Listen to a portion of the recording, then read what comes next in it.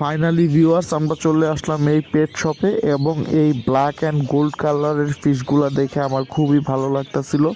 তাছাড়াও এখানে আসছিল অনেক রকমের ফিশ।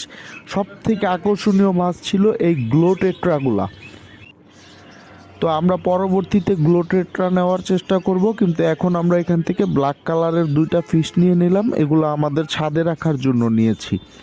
তো আমাদের ফিশগুলো ভালো মতন প্যাক করে দিচ্ছিল। এর মধ্যে আমি অন্য অন্য মাছগুলোও দেখে নিলাম। এখানে গাপ্পি, টেট্রা, টাইগার ফিশ সহ অনেক রকমের মাছ ছিল। আমরা এই মাছ দুইটা আজকে নিয়ে নিছি। নেক্সট টাইম আমরা পিছনে যে টেট্রা মাছটা দেখা যাচ্ছে ওগুলো নেওয়ার প্ল্যান করব।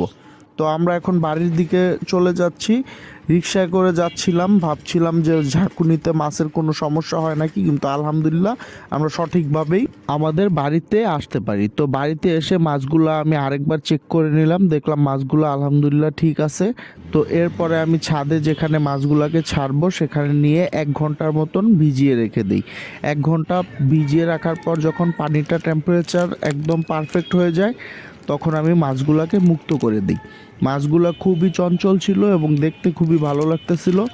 আপনারা এই মাছের আপডেট পেতে অবশ্যই আমার চ্যানেলটি সাবস্ক্রাইব করে লাইক করে পাশে থাকবেন। ধন্যবাদ সবাইকে।